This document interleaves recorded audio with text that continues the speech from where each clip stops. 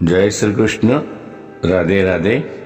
राधे सत्संग में सत्संग का रसपान करते सभी आत्मीयजनों, श्री वल्लभ की प्रेरणा से प्रेरित होकर राधे सत्संग में आज हम जाने कि ठाकुर जी को कौन सी 5 प्रिय वस्तुएं हैं। एक प्रिय वस्तुओं के बारे में जाने, लेकिन इससे पूर्व अगर आपने राधे सत्संग चैनल को सब्सक्राइब न किया हो तो सब्सक्राइब कर लेना, जिससे आपको हर सत्संग की जानकारी मिल सके। तो प्रियजनों, 5 वस्तुएं जिनमें श्री ठाकुर जी को, प्रभु श्री कृष्ण को अति प्रसन्नता होती है और यह सभी इन्हें अपने बचपन से ही प्यारी है। इसी धारणा से आज भी भक्त उन्हें ये 5 वस्तु प्रदान करते हैं। तो आज हम जाने कि 5 चीजें क्या क्या है।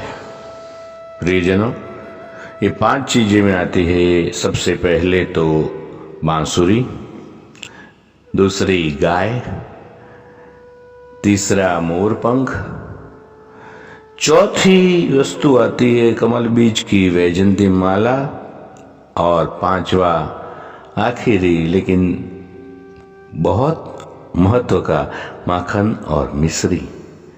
तो इन 5 वस्तुओं के रहस्य ज्ञान से भक्तों को श्री कृष्ण का प्रेम और सिख भी प्रदान होती है। तो सबसे पहले बांसुरी प्रिय है। तो बांसुरी श्री कृष्ण को अति प्रिय है। इसे प्रभु अपनी खुशी और दुख दोनों में बजाया करते थे। हमेशा उनके साथ उनकी बांसुरी रहती थी। उन्हें बंसी बजैया भी कहा जाता है। उसमें 3 गुण होने से बांसुरी अति प्रिय है। एक तो सबसे पहला, बांसुरी में कोई गांठ नहीं होती है। इसी तरह मनुष्य को भी किसी भी बात की गांठ नहीं बांधनी चाहिए। किसी की भी बुराई को पकड़ के मत बैठो। दूसरा गुण यह है कि बांसुरी बिना बजाए बजती नहीं, इसलिए जब तक न बोला जाए हम भी व्यर्थ ना बोले। और तीसरा है, जब भी बांसुरी बजती है तो मधुर ही बजती है। तो जिसका अर्थ ये हुआ कि जब भी हम बोले मीठा बोले। जब ऐसे गुण प्रभु किसी में देखते हैं तो उसे उठाकर अपने होठों से लगा लेते हैं। दूसरा जो सबसे प्रिय है वो है गाय। श्री कृष्ण को गौ यानी कि गाय अत्यंत प्रिय है। गौ सब कार्यों में उदार तथा समस्त गुणों की खान है। गौमूत्र, गोबर, दूध, दही और घी इन्हें पंच द्रव्य कहते हैं। मानता है कि इनका पान लेने से जीव के भीतर जो भी रोग होता है, जो भी पाप होता है, वो ठहर नहीं सकता। जो गौ की एक बार प्रदक्षिणा करके उसे प्रणाम करता है, वह सब पापों से मुक्त होकर अक्षय स्वर्ग का सुख भोगता है।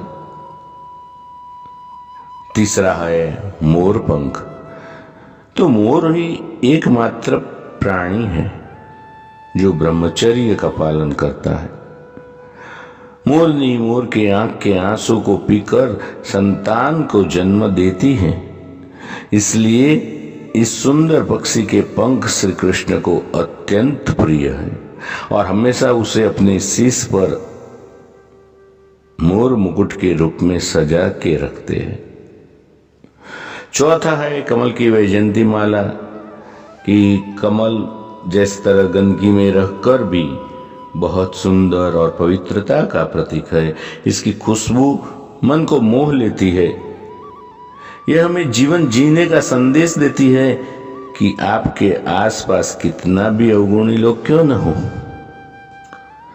चाहे तो आप गुणगान उनका गा के गुणवान बन सकते हैं।